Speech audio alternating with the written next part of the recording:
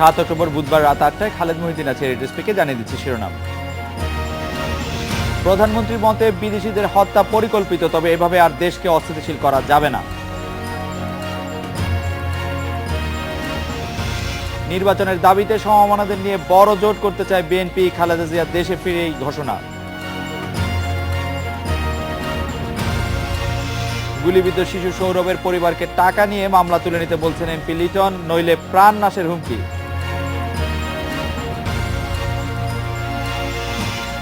হোশি কোনিওর মরদেহ থেকে আলামত নিচ্ছে জাপানি পুলিশ, তাভেল্লার মরদেহ 9 দিন ধরে হিমঘরে।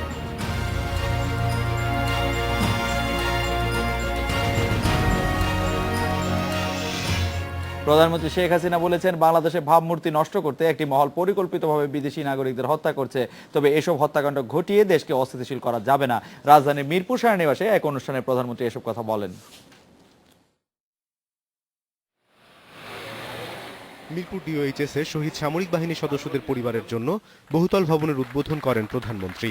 পিলখানা হত্যাযজ্ঞ সহ বিভিন্ন সময় জাতিসংঘ শান্তিরক্ষী বাহিনীতে কর্মরত অবস্থায় ও অন্যান্য দুর্ঘটনায় শহীদ সেনা, নৌ ও বিমান বাহিনীর ৬৮ জন কর্মকর্তার পরিবারের মাঝে ৭৪টি ফ্ল্যাট হস্তান্তর করেন তিনি। পরে আন্তর্জাতিক মানের প্রশিক্ষণ সুবিধা সম্পন্ন সামরিক বাহিনী কমান্ড ও স্টাফ কলেজের নবনির্মিত একাডেমিক ভবন শেখ হাসিনা কমপ্লেক্সের উদ্বোধন করেন তিনি। সম্প্রতি 2 বিদেশি নাগরিক হত্যার কথা তুলে ধরে প্রধানমন্ত্রী বলেছেন, এ ধরনের ঘটনা ঘটিয়ে বাংলাদেশকে অস্থিতিশীল করা যাবে না।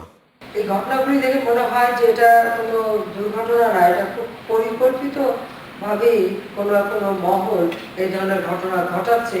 যে যখন আমরা একটা অর্জন করি বা বিদেশে প্রশংসিত হই, তখন এমন একটা ঘটনা হয় যাতে বাংলাদেশের ভাবমূর্তিটা নষ্ট হয়। আইন শৃঙ্খলা পরিস্থিতির অবনতি ঘটিয়ে দেশকে অস্থিতিশীল করার অপচেষ্টার বিরুদ্ধে সবাইকে সতর্ক থাকতে বলেন প্রধানমন্ত্রী। এই জন্য সরকারের সহযোগিতা চাই যে আপনারা সকলে সবসময় এই ব্যাপারে সতর্ক থাকবেন, যেন বাংলাদেশের এই অগ্রগতি ধারাকেও ব্যাহত করতে না পারে। সন্ত্রাস ও জঙ্গিবাদের বিরুদ্ধে দৃঢ় অবস্থানের কথা পুনর্ব্যক্ত করে প্রধানমন্ত্রী বলেন, সীমিত সম্পদ দিয়েই যুগোপযোগী সশস্ত্র বাহিনী গড়ে তুলতে সরকার কাজ করছে। অনিমেষ কর, ইন্ডিপেন্ডেন্ট নিউজ, ঢাকা। আমাদের সাথে কথা বলতে আওয়ামী লীগের সভাপতি মণ্ডলীর সদস্য নুহুল আলম লেনিন আছেন। নুহুল আলম লেনিন, আপনার কাছে জানতে চাইবো যে পরিস্থিতি এখন চলছে, বিশেষ করে বিদেশিরা উদ্বেগ প্রকাশ করছেন, পররাষ্ট্রমন্ত্রী এবং স্বরাষ্ট্রমন্ত্রীর উপস্থিতিতে বিদেশিদেরকে ব্রিফ করা হচ্ছে, এক্ষেত্রে আওয়ামী লীগ দলীয়ভাবে বিষয়টিকে অ্যাড্রেস করার জন্য কোনো ধরনের সভা বা কোনো ধরনের আলোচনায় অংশ নিয়েছে কিনা বা কোনো কর্তব্য ঠিক করেছে কিনা, আওয়ামী লীগের পক্ষ থেকে কোনো এই বিষয়টি অ্যাড্রেস করার জন্য কি করা হয়েছে, জানাব নুহুল আলম লেনিন।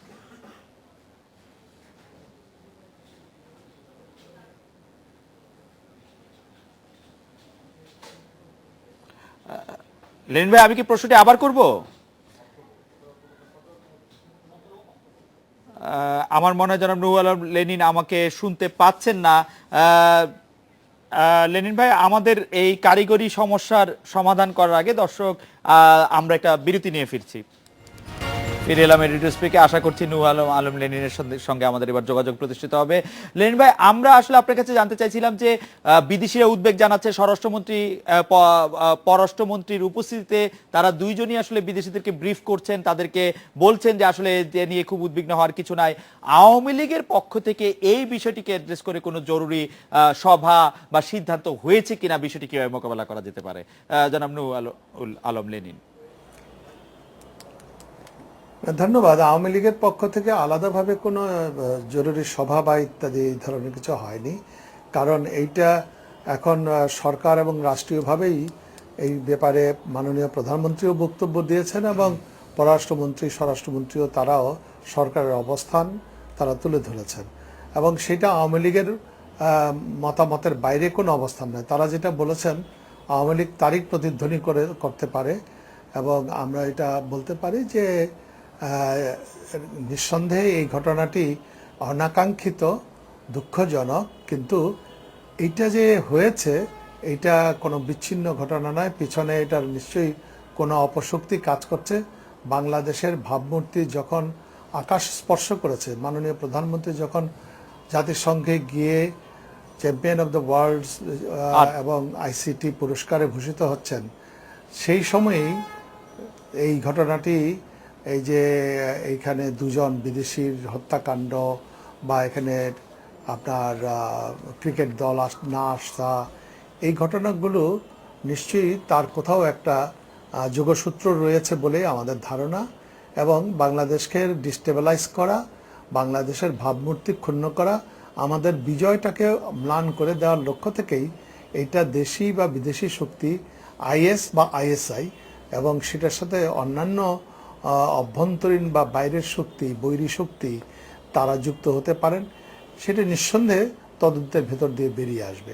লেন ভাই, আরেকটি বিষয় যে মার্কিন যুক্তরাষ্ট্রের যে রাষ্ট্রদূত আছেন যে মিস বার্নিকার, তিনি স্পষ্ট বলেছেন যদি বাংলাদেশ চায়, সেটা আইএস বা আইএস না হয়ে অন্য কোনো জঙ্গি গোষ্ঠী যদি মোকাবেলা করতে চায়, তাহলে যুক্তরাষ্ট্র বাংলাদেশকে সহায়তা করতে রাজি আছে।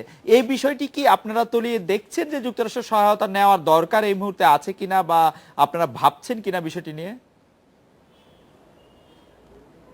আমরা যদি কখনো ফিল করি, আমাদের এই ধরনের কোনো রিজার্ভেশন নাই, কিন্তু আমরা যদি ফিল করি অতীতেও যেমন এখানে আপনার মার্কিন যুক্তরাষ্ট্রের এফবিআই তারা তদন্তের জন্য এসেছিল, কিন্তু তাদেরকে সহযোগিতা করা হয়নি। আপনার মনে আছে যে জননেত্রী শেখ হাসিনার উপরে গ্রেনেড হামলায় এফবিআই তদন্তে এসেছিল, কিন্তু তাদের কোনো রকম তথ্য উপাত্ত নিদর্শন কিছুই দিয়ে সাহায্য করা হয়নি, তারা চলে গেছিলেন।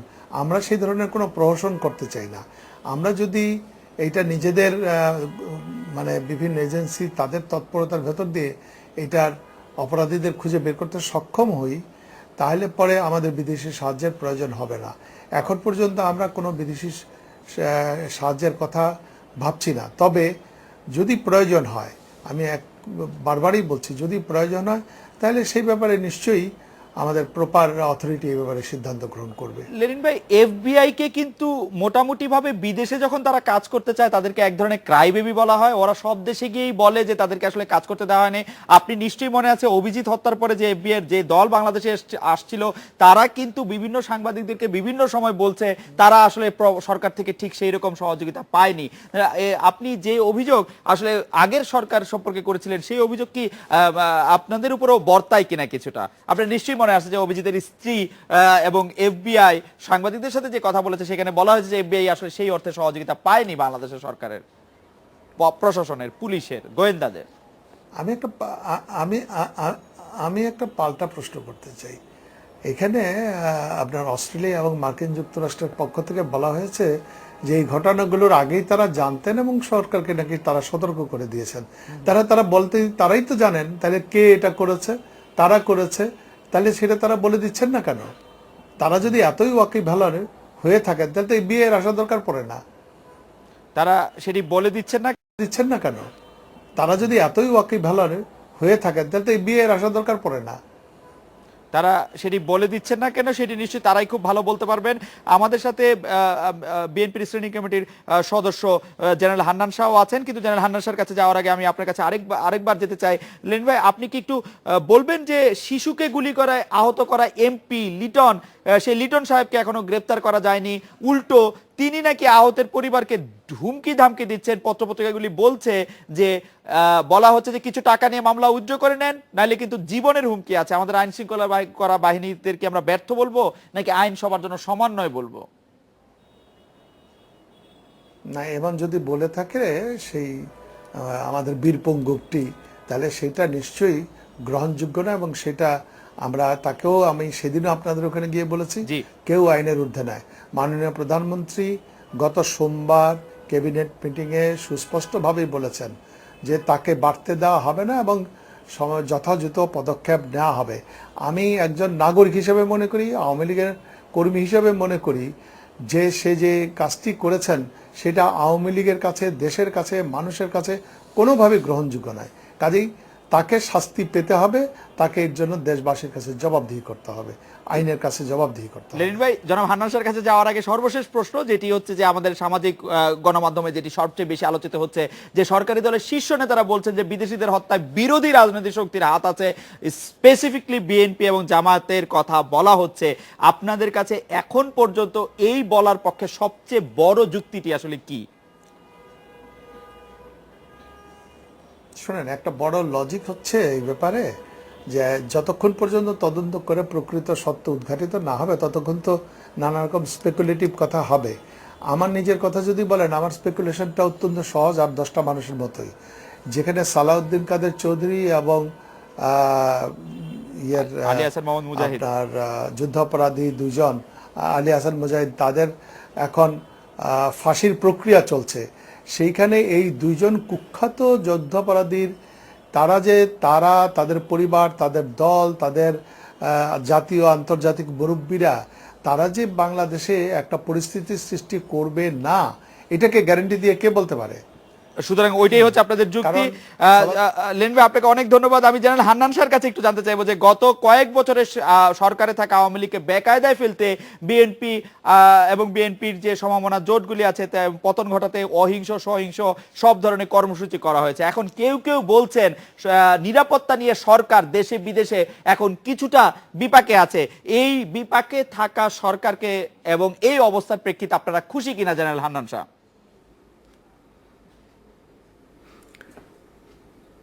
এই সরকারের প্রতি বিএনপি তথা বিরোধী দলের মোটেই কোনো আস্থা নেই, যেমন বাংলাদেশের মানুষেরও এই সরকারের উপর আস্থা নেই। কারণ এই সরকার অনৈতিক সরকার, এই সরকার জোর জবরদস্তি করে ক্ষমতায় আছে এবং জনগণের ভোটে এই সরকার নির্বাচিত হয় নাই। তারা বেকায়দায় আছে না সুবিধাজনক অবস্থায় আছে সেটা তারা নির্ণয় করবেন। আর দেশবাসী মনে করেন যত তাড়াতাড়ি এই সরকারের বিদায় হয় ততই মঙ্গল। আমি একটু আগে আপনি যে প্রশ্নটা করলেন সেইটার সম্বন্ধে ছোট্ট একটি কথা বলতে চাই। জি, সেটা হলো এই দুটি হত্যাকাণ্ড, বিদেশি হত্যাকাণ্ডকে কেন্দ্র করে যাদের তদন্ত করার কথা অর্থাৎ পুলিশ, তারা বলছে এখন পর্যন্ত কোনো ক্লু পায় নাই কে বা কারা করেছে সেটা তারা জানেন না এখন পর্যন্ত। কিন্তু আমাদের মাননীয় প্রধানমন্ত্রী এবং ওনার সাথে সুর মিলিয়ে অনেক আওয়ামী লীগ নেতাই বলা শুরু করেছেন যে বিএনপি এবং জামাত এটা করেছে। আপনারা যদি আগেই মাননীয় প্রধানমন্ত্রী জানেন এবং মন্ত্রী মহোদয়রা জানেন এবং জনসমক্ষে পাবলিকলি তারা এই সম্বন্ধে বিএনপি এবং জামাতকে দোষারোপ করেন, তাহলে আমার অতীতের অভিজ্ঞতায় বলে যে এমন কোনো পুলিশ কর্মকর্তা পাওয়া যাবে না যিনি এটা সুষ্ঠু তদন্ত করতে পারবেন। আপাত দৃষ্টিতে মনে হয় মাননীয় প্রধানমন্ত্রী যেইভাবে বক্তব্য রেখেছেন সে ওনাকে খুশি করার জন্যই হয়তো কেউ বা প্রকৃত ঘটনাকে ধামাচাপা দেওয়ার চেষ্টা করবেন। জেনারেল হান্নান শাহ, আমি আপনার একটু দৃষ্টি আকর্ষণ করতে চাই যে প্রথম যখন বিদেশি হত্যাটা হলো, যে আমি সিজার তাবেল্লার কথা বলছি, সেই হত্যার ঘটনার পর বিএনপির কোন নেতা দেশের পরিস্থিতি থেকে দৃষ্টি ঘোরানোর জন্য সরকারের প্রতি অভিযোগের আঙ্গুল তুলেছিলেন। এখন আবার এই ঘটনায় প্রধানমন্ত্রীর বক্তব্যে আপনারা নতুন করে দৃষ্টি ঘোরানোর বিষয়টি দেখছেন। যে ঘটনায় বারবার দৃষ্টি ঘোরাতে হয় তা নিয়ে সরকার আসলে দৃষ্টি ঘোরাতে চাইবে কেন? মানে এই বিষয়টি যদি একটু ব্যাখ্যা করতেন যে প্রথম যখন বিদেশি হত্যা হলো বিএনপিরই একজন আপনার কলিগ ডক্টর মঈন খান বলেছিলেন যে সরকার দৃষ্টি ঘোরাতে চাইছে, এটি কেন? মানে এটি যদি একটু ব্যাখ্যা করা যেত। এখন আবার প্রধানমন্ত্রী বক্তব্য দর্শক। জি, আমার কলিগ জনাব মঈন খান সাহেব যেটা বলেছেন সেটা অনেকেই মনে করেন, কারণ এই সরকারের কাছে বর্তমানে দেশে বিদেশে তাদের কোনো ইমেজ, যেটাকে আমরা বলি, তাদের গ্রহণযোগ্যতা নাই। তারা একটাই ট্রাম্প কার্ড খেলে, সেটা হলো জঙ্গিবাদ, এবং বাংলাদেশে এই জঙ্গিবাদের ধোঁয়া তুলে তারা বিদেশি প্রভুদের খুশি রাখতে চায়। এবং সেই জন্যই আমরা দেখেছি এবং অনেকেই সন্দেহ করেন যে যে কিছুদিন আগে যে ব্লগার হত্যা করা হলো সেইটা কারা করলো, সেটাও কি সরকারের কোনো লোক করলো কিনা। কারণ আমরা দেখেছি এই সরকারের সময় বিএনপির যে একজন নেতা ইলিয়াস আলীকে গুম করা হলো, আমরা দেখেছি চৌধুরী আলমকে গুম করা হলো, আমরা আবার শত শত মানুষকে আমরা আবার দেখেছি সালাউদ্দিন সাহেবকে পাওয়া গেল পশ্চিমবঙ্গে। আমরা ওটাও দেখেছি, সেটাও ঠিক। সালাউদ্দিন সাহেবকে এখান থেকে নিয়ে গেল, তাকে ইন্ডিয়াতে পাওয়া গেল, মেঘালয়ে পাওয়া গেল। জি জি, এটা কি বিএনপির পক্ষে সম্ভব? আমি তাহলে বলতে হবে জেনারেল হান্নান সাহেব, আমি শুনুন, তো আমি একটা মিনিট শেষ করি। জি জি, তো এই জন্যই ইমেজ সংকটে তারা আছে। সেই জন্যই তারা বিভিন্ন রকম সরকারে থাকলে অনেক কিছু করা সম্ভব হয়, যেটা পরে বুমারাং করে, যেগুলি নাকি বর্তমান সরকারের অনৈতিক এবং আইন বিরোধী যে সকল কর্মকাণ্ড করছেন, যেভাবে মানুষকে নির্যাতন করছেন, সেগুলি যখন জবাব দেওয়ার সময় আসবে তখন আইন তার নিজস্ব গতিতে চলবে। রাইট। এটা জেনারেল আমি হান্নান সাহেব, অন্ততপক্ষে- জেনারেল হান্নান সাহেব, আমি শুধু জানতে চাইছি যে এই যে বিদেশিরা যেই খুন করে থাকুক, মানে ফ্যাক্ট রিমেইনস যে বিদেশিরা খুন হয়েছেন, দুইজন বিদেশি খুন হয়েছেন, একজন যাজকের গলায় ছুরি চালানো হয়েছে, একজন পিডিবি সাবেক চেয়ারম্যান যিনি এটি খানকা শরীফ পরিচালনা করতেন জনাব খিজির খান, তাকে হত্যা করা হয়েছে। এই ঘটনার ফলে কি সরকার সুবিধা পেল, মানে দৃষ্টি অন্যদিকে ঘুরিয়ে এটি কি সরকারের লাভ হলো, বা সরকার যদি করে থাকে, আপনার কথায় যদি আমরা বা আপনাদের কথা যদি সরকারের কি কোনো লাভ হলো এতে? আমি বলছি সরকার করেছে কিনা এটা তো পরে তদন্তে জানা যাবে। জি, এই যে সকল ঘটনা ঘটেছে এগুলি নিশ্চয়ই দুঃখজনক এবং দেশের ভাবমূর্তি দারুণভাবে ক্ষুণ্ণ হয়েছে, এবং এই ভাবমূর্তি ক্ষুণ্ণের জন্য দায়ী বর্তমান সরকার। ওই ছোটকালে রাখালের গল্প পড়েছি, বাঘ আসলো বাঘ আসলো বাঘ আসলো, তারপর যখন বাঘ আসলো তখন আর কেউ তাকে সাহায্য করতে আসলো না।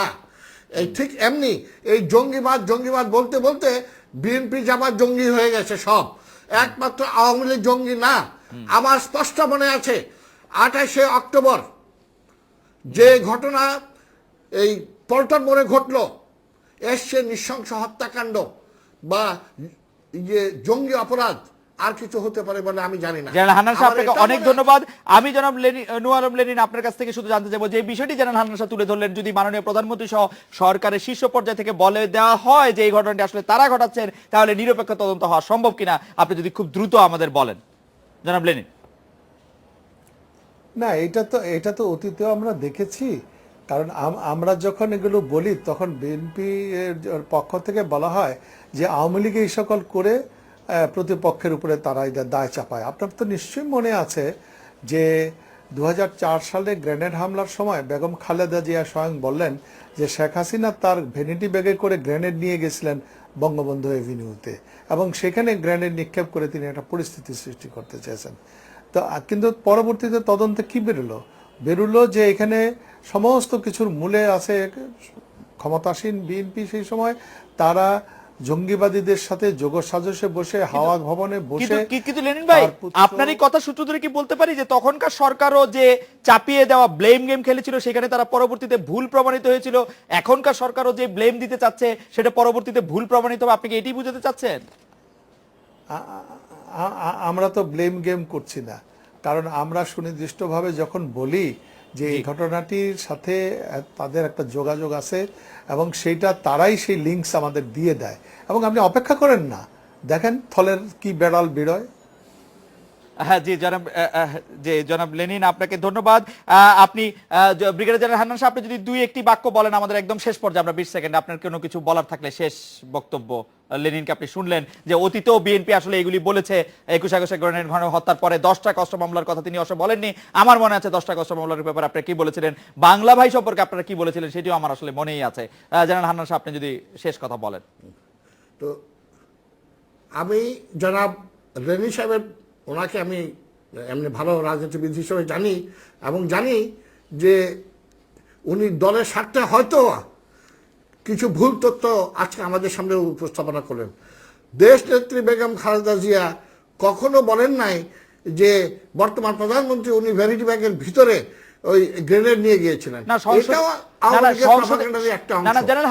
আমার যদ্দূর মনে আছে সংসদে যখন এই কথা বলা হয়েছে তখন বেগম জিয়া উপস্থিত ছিলেন, এবং তিনি, আমার যদ্দূর মনে পড়ে, তিনি একটু সাবাসী দিয়েছিলেন, আমার যদ্দূর মনে পড়ে। আপনি যথার্থ বলেছেন, জি আপনি সঠিক বলেছেন। সংসদে একজন সাংসদ এই কথাটি এইভাবেই বলেছিল যে ভ্যানিটি ব্যাগের মধ্যে করে নিয়ে গেছে, কিন্তু বেগম জিয়া বলে নাই যেটা জনাব লেনিন সাহেব যেটা বলেছেন, টেবিল চাপড়ে উনি বাহবা দিয়েছিলেন। অসত্য। আরেকটা কথা বলি, হ্যাঁ, এরকম বাহবা তো জিয়াউর রহমান সাহেবের নাম উঠলে আজকাল বাহবা না, এমন টেবিল চাপড়ান। জি জেনারেল হান্নান সাহেব, আমরা শেষ করি। টেবিল নাকি মেরামতের প্রয়োজন। জেনারেল হান্নান সাহেব, একটুটুকু বলতে চাই, আমরা অনতি বিলম্বে জি সুন্দর তদন্তের মাধ্যমে এই সকল হত্যাকাণ্ডের, বিশেষ করে বিদেশিদের নিরাপত্তা দিতে হবে এই সরকারকে, এবং এই যে হত্যাকাণ্ড হয়েছে এটা সত্য উদ্ঘাটন করতে হবে, এবং মাননীয় প্রধানমন্ত্রী সহ সকল মন্ত্রীদের তারা এই ব্যাপারে যাতে কথা না বলেন, পুলিশ বা তদন্ত জেনারেল হান্নান শাহ, আপনার এই দাবির সাথে আমরাও একমত। এই হত্যাকাণ্ডে আসলে তদন্ত হতে হবে। জনাব নুহুল আলম লেনিন, জেনারেল হান্নান শাহ, আপনাদের অনেক ধন্যবাদ। এডিটর স্পিক এবার একটি বিরতি নিচ্ছি, ফিরছি একটু পরে।